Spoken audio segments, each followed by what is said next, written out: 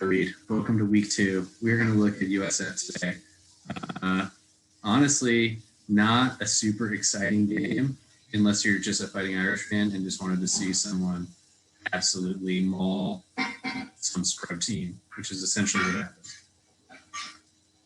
Yeah, it was a pretty comfortable win. Nice to see Chris Tyree get worked into the game plan a little bit more.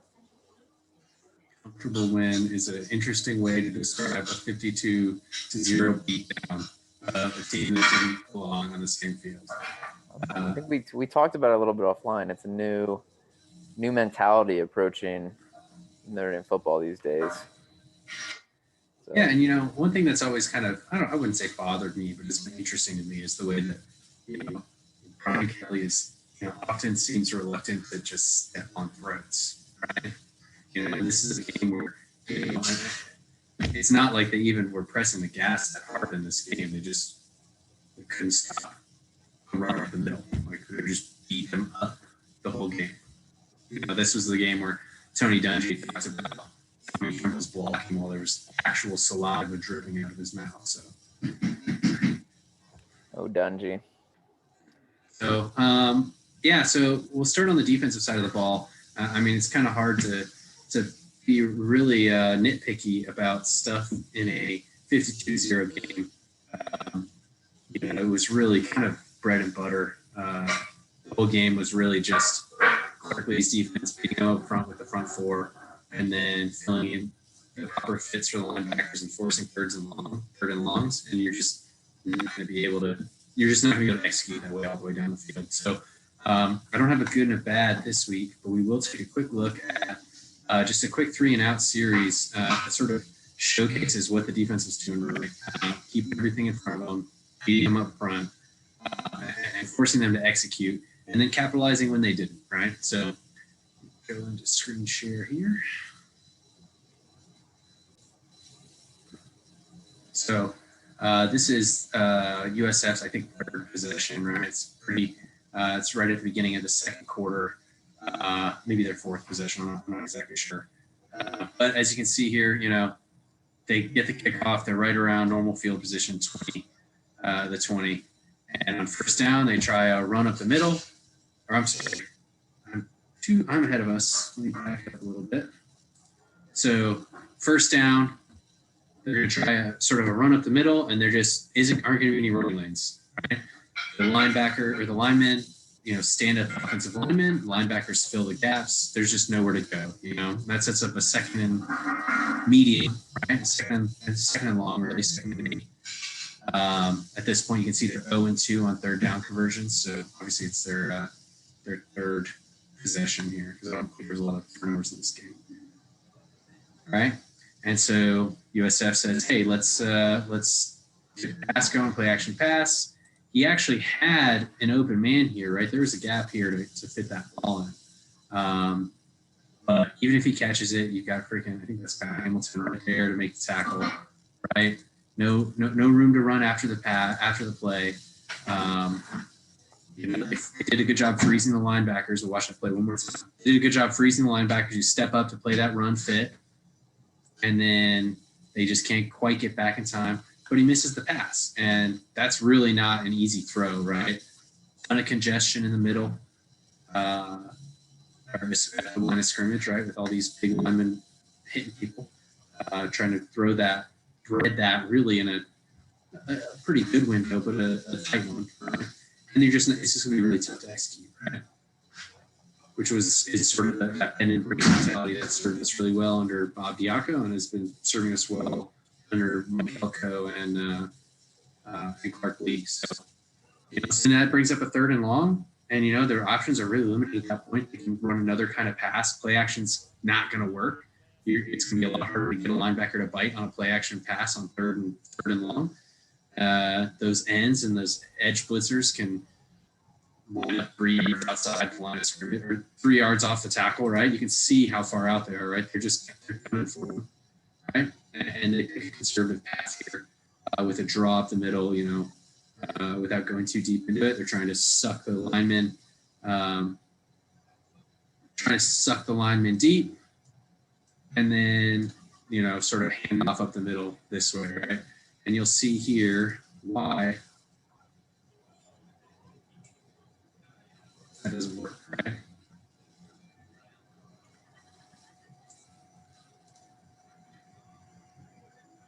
No Kyle Hamilton this series. Man in the box here. Little draw, and there just isn't any room. There just isn't any room. They're not able to push. They're not able to push anybody on the way. So, and that was really the story this whole game. Just getting beat up front, not being able to generate any kind of push, move anybody around. And then when you can't move people around, you can't make throwing lanes. It's just going to be really hard to hit. It's going to be in your face all the time. It's going to be really hard to hit those open men. And that was the game plan the whole game. They only had I want to say they had 11 first downs, but they only had they were 2 of 15 on third down, which is just ridiculous, right? That just shows that they're beating you up front.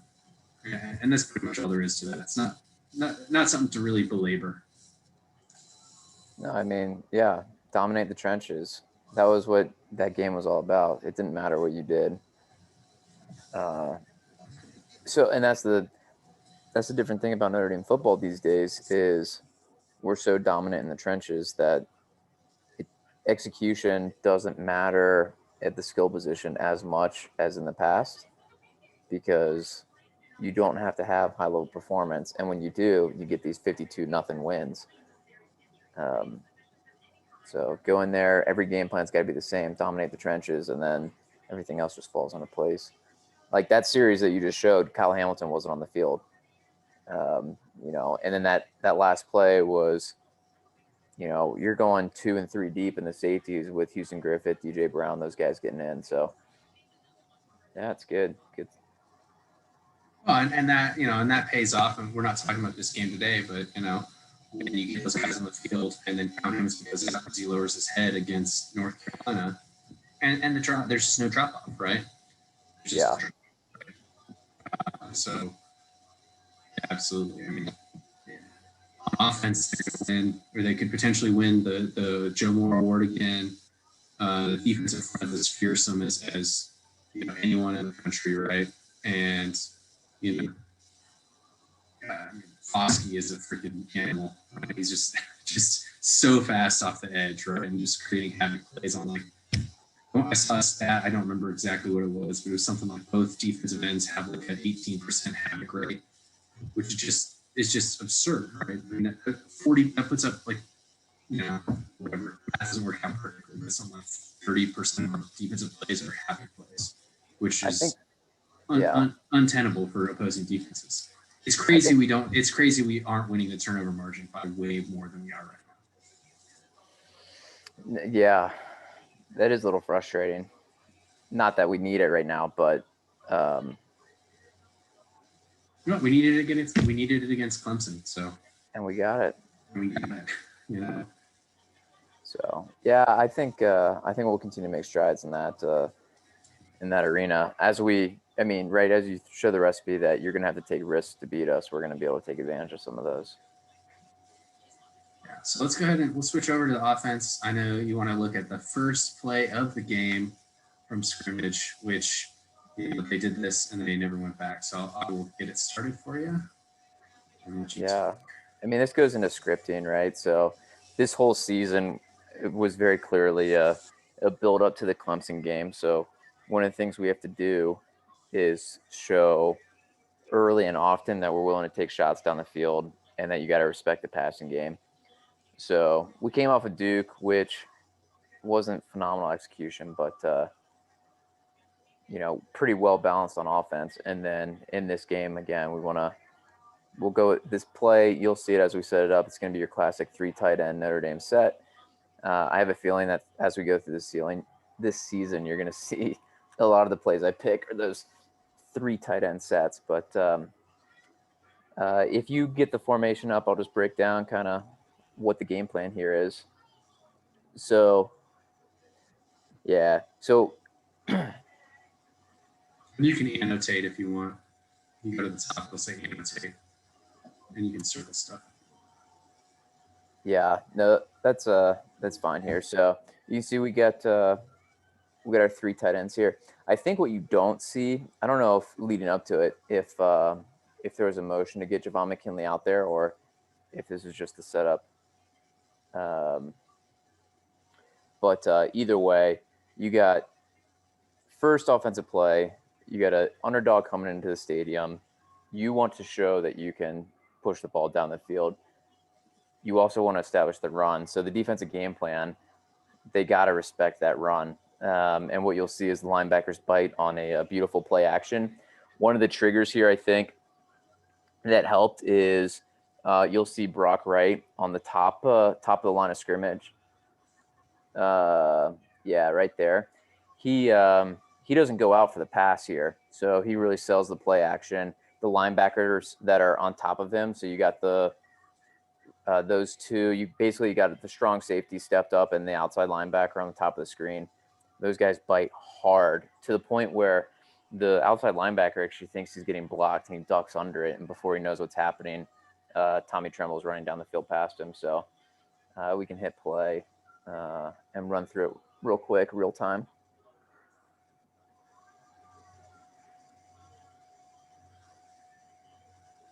Play action. Both get sucked up, and Tommy Tremble wide open on a corner route. So, and that's kind of so. Yeah, and okay. We'll get to it when we get to Clemson, but not necessarily the same formation. But as we start these games, this play action play is going to be 50-50 because we're so dangerous with the run, right? You saw, we'll go over it, but play 1 against Clemson, we bust one of these for a 80-yard touchdown. In this instance, you get overzealous linebackers, you take advantage of it, you hit an easy corner route down the field. So let's kind of break it down like step by step, right? So he looks like you can see Javon McKinley he motions in a little bit, so I just imagine he didn't motion out. But right, and so the way we were running our offense against Duke, so motion's in, right? He's a big blocking receiver. He hasn't really established himself as a pass catching receiver. So all indications right now are showing, hey, we're going to try to bully this underdog team that came into our stadium. We're going to try to run them over. I mean, look at this. This is almost the identical formation that Tommy Rees tweeted out, right? It's not. There's not as many tight ends, right? Obviously, we got one extra tight end, but Javon is not a little guy, right? If you're on another defense, big boy. Yeah. If you're on defense and you don't attack the line of scrimmage, you're going to get torched. We just so happen to have some of the best tight ends in the country, and it's pick your poison. You attack the line of scrimmage, we're gonna put one over the top, and that's kind of the nice thing that was slow going in the beginning of the season, but these big chunk passing plays are going to be more and more important as we face the elite competition in the league.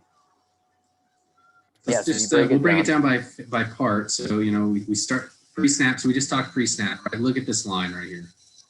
We just look at this as they snap the ball, right? Like bunch of meat coming behind you. Yeah, watch Brock Wright on the top of the screen and what he does, which I think if you're that outside linebacker, depending on what your keys are, I think that's got to be a key indicator that we might be thinking run here. I mean, it looks like we're about to run them over. As you play it, they'll settle in on the play action. And you can see him right here, just like we talked about last week with Sean Crawford getting kind of caught flat-footed, looking in the backfield. Look at both of these guys right here. You do have your corner out here playing McKinley, right? Yeah. The other safety's over here. And watch your strong safety duck under this. He thinks Tommy Tremble's about to block, and he ducks right under it.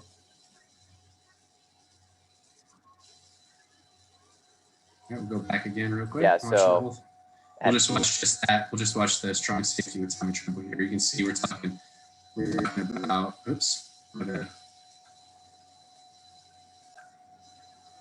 We're talking about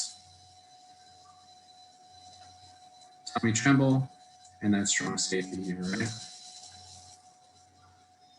Yeah, he gets completely lost in the sauce. And then you have a single corner that's picking between Javon McKinley streaking down the field. You see under him now. Tommy Tremble's down here. The other safety's already up playing up. And this is the the beautiful aspect of the route. So this screenshot right here shows you have Tommy Tremble as the inside receiver, and you got McKinley that's going to be streaking down the field. That corner is over top McKinley. So what ends up happening is McKinley clears that corner out, and the free safety has no chance of catching Tommy Tremble before he gets to the sideline on that corner route. So it's wide open.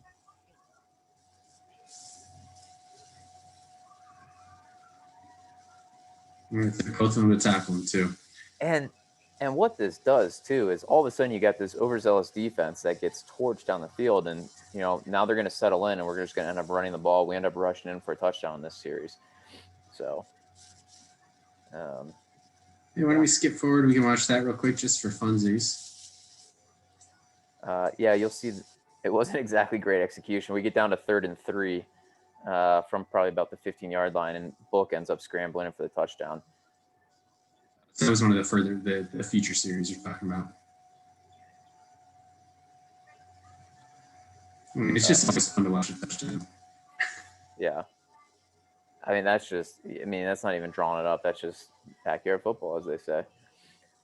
But I mean, I swear, I haven't looked at all my notes, but I'm pretty sure every play I pick is going to be a 3 tight end play. And it's just so nice what we can do with these formations. You got this huge offensive line that's going to protect you. I mean, they could protect you whether they had 2 tight ends or no tight ends stacked in. But you throw the tight ends in there with the scrappy running backs, and Ian Book's so far so good ability to take care of the football. It's going to be tough to beat. Yeah, I mean, it's the same thing that the Pats used to do with, Rob Gronkowski. He could just block you out of your shoes, or he could catch a pass down the field, right? And, some of these receivers in the league right now in the NFL, Chase Claypool, obviously like an acolyte of this system. He'll block out of your shoes if you let him on the Pittsburgh Steelers. The problem is, they don't really have a running back right now, but, it just creates matchup nightmares. DK Metcalf, right? Just a big body that'll hurt you. Yeah, I mean, you don't have. There's maybe onesie twosie linebackers or safeties that are big enough, fast enough, and strong enough to stick with our tight ends, and that stick with them down the field. They have no chance of not getting blocked by them, and if they're a second too slow making the correct read, they're going to get beat in one facet of the game or the other. So, and you just gotta guess right and just try to minimize the damage, right? That's all you can do. It's fun. I'd like calling plays with this offense. Run another power right. Yeah, throw 3 tight ends in there. So we used to go back and what was the recipe for success against, let's think Navy during our time. It's run the ball, right? We've always wanted us to establish the run. It makes it comfortable. Especially when you are the bigger, more powerful team, while you might not get the big chunk rushing yards early on, come 4th quarter, you've worn this defense down if you can control the possession. So run the ball, because what you don't want to do is go 3 and out against the Navy and let them control the possession. Run, play action. Why? Because we were physically more dominant. And that's honestly the recipe for success when you're just the bigger, stronger team. And you throw 3 tight ends in there, run, play action, or wherever you want to sprinkle the play action on that one, it's first. It's defensive coordinator nightmare. Yeah, I mean, when you talk about running the ball, wearing the defense down, this doesn't just work against USF, right? I mean, yeah, you did it great against like Louisville. We did it great against, putting some of these teams away. Being able to put away North Carolina, being able to put away some of these guys with just a ton of rushing attack. But overtime against Clemson, 2 rushing touchdowns. There's just it works on everybody, right? This was Alabama's recipe for decades. So it really just depends on whether you believe Nick Saban that defense doesn't beat offense anymore. I love Kyren, but give me a Derrick Henry behind this in this backfield, and But we just offered the Michigan State commit. Yeah, He's a he's big boy. I think he's 215 right now. Yeah, he's like 219. Audric Esteem. Yeah. Let's see. Unfortunately, I mean, I would love to land him. He kind of reminds me of like a Robert Hughes type player. That probably means that we have intel that Donovan Edwards is not going our way, which still blows my mind that he would want to go to Michigan. And I don't get it. He's trying to be a grad student, I guess. I don't know. He probably wants to go to medical school or something. He must really like khakis. I guess. I thought he stopped wearing them. I thought that was the whole thing. I mean, who knows what he's wearing now? Pajamas now. The season's over. Well, and that's the thing. The fact that we don't like. I'm not going to use the word irrelevant. That rings too close and too dear for Notre Dame people, but I mean, they don't really matter. They haven't played in a conference championship. Yeah, we're in the conference championship before Jim Harbaugh. I think that's not a great look for khakis actual. I mean, let's see. Northwestern, I'm trying to think of what teams have made it to the conference championship. I mean, granted, it doesn't help to have Ohio State in your bracket, but I mean, in fairness to Michigan, outside of Clemson, Ohio State, and Alabama, you could list the next 5 teams on the short list. They may not be next 5, but they're within the next couple, right? After Georgia, well, maybe not this year, but in previous years, and it doesn't help that they have to play Ohio State this year every year. I'm just kidding. I mean, it'd be one thing if they played every season and that was the game they dropped, but have they, since Harbaugh took over, they went 11-1 once? Is that right? If at all, I don't know that they've ever. A lot of 10-2s because they keep getting beaten by Wisconsin and Ohio State, and then they drop like a random one usually. So they either lose to Wisconsin or like Minnesota or something, and then they'll drop like a weird one to Illinois. Sometimes they come out and kick the shit out of Notre Dame like 42-0 or whatever it was, but yeah, it's few and far between. And notice that since that game, Notre Dame's 15-0, and the University of Michigan is like 4-7 or something like that, or 4-8. Yeah, that would have been a nice one to have, though. For sure. But all right. Yeah, we'll see. We'll see if Jim Harbaugh is the man to bring Michigan around. They're at a low point, but Brian Kelly was at a low point in 2016, and I think everybody would agree that it was the right decision to keep him around. We weren't losing every game by 20 points, but we have a pretty darn good recruiting class. This class, especially if Edwards commits there. I mean, they have a better class than we do. We'll see. Signing day tomorrow. Hopefully, maybe there'll be some surprises. Anything else before we log off here? I got nothing. All right. I changed my flight home for the holiday so that I could watch the game. Smart. So now I'm going home on Sunday instead of Saturday. This isn't like last year when you guys had to email me updates for the Georgia game. Because I was on a flight back from Mongolia. Yeah. Oh, Mongolia. All right. right. Well, I will talk to you later. Out.